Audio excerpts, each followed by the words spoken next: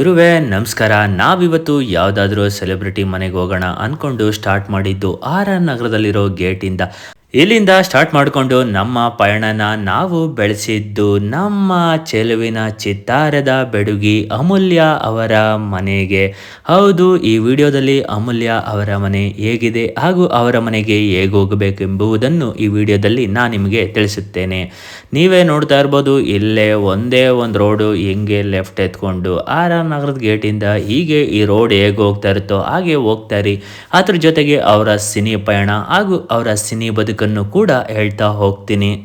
ಅಮೂಲ್ಯ ಅವರು ಹುಟ್ಟಿದ್ದು 1993 ಸೆಪ್ಟೆಂಬರ್ 14ರಂದು. ಅಲ್ಲಿಗೆ ಇವರಿಗೆ 31 ವರ್ಷ.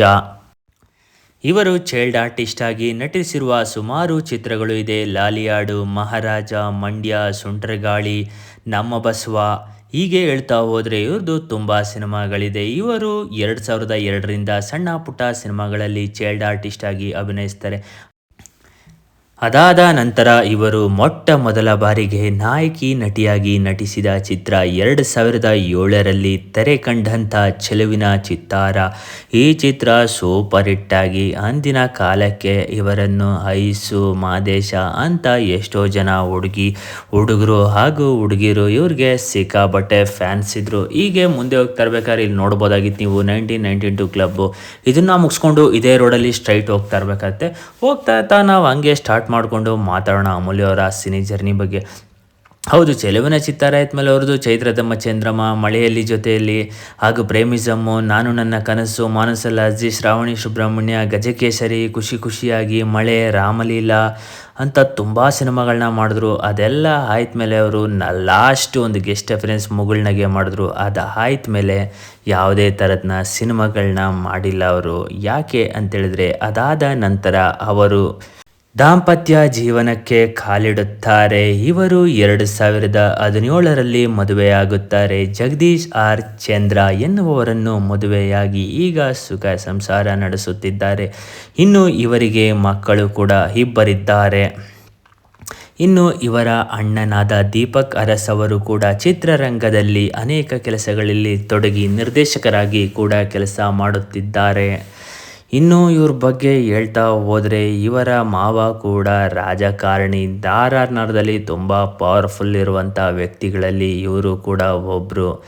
ನಾವು ಆರ್ ಆರ್ ನಗರದ ಗೇಟಿಂದ ಹಾಗೆ ಮುಂದೆ ಬರಬೇಕಾದ್ರೆ ನೀವು ಯಾವುದೇ ಕನ್ಫ್ಯೂಷನ್ ಇಲ್ದರೇ ಒಂದೇ ರೋಡ್ ಬರ್ತೀರಾ. ಇಲ್ಲಿ ನೀವು ನೋಡ್ತಾ ಇರ್ಬೋದು, ಇಲ್ಲಿ ಒಂದು ಸಿಗ್ನಲ್ ಇದೆ. ಬಟ್ ಇಲ್ಲಿ ಯಾವುದೇ ಥರದನ್ನ ಸಿಗ್ನಲ್ ಇಲ್ಲ. ಪೊಲೀಸ್ ನಿಂತ್ಕೊಂಡು ಕಂಟ್ರೋಲ್ ಮಾಡ್ತಾ ಇರ್ತಾರೆ. ಆದ ಕಾರಣ ನಿಧಾನಕ್ಕೆ ಡ್ರೈವಿಂಗ್ ಮಾಡಿಕೊಂಡು ನೀವು ಕೂಡ ಪಾಸಾಗಿ ಅಂತ ಹೇಳ್ತೀನಿ. ಹೀಗೆ ಸ್ಟ್ರೈಟ್ ಹೋಗಬೇಕಾಗುತ್ತೆ. ಆ್ಯಕ್ಚುಲಿ ಲೆಫ್ಟ್ ಎತ್ಕೊಂಡು ಹೋಗ್ತೀನಿ ಅಂತ ಹೇಳಿದ್ರೆ ನಾವು ಗಣೇಶ್ ಅವರ ಮನೆಗೆ ಹೋಗ್ಬೋದು. ಅದು ಬೇಡ ಅಂದರೆ ಇಲ್ಲೇ ಹೋಗ್ತಾರೆ. ನಿಮಗೆ ಲೆಫ್ಟ್ ಸೈಡ್ಗೆ ಇಲ್ಲಿ ಒಂದು ದೊಡ್ಡ ಕೆರೆ ಇದೆ.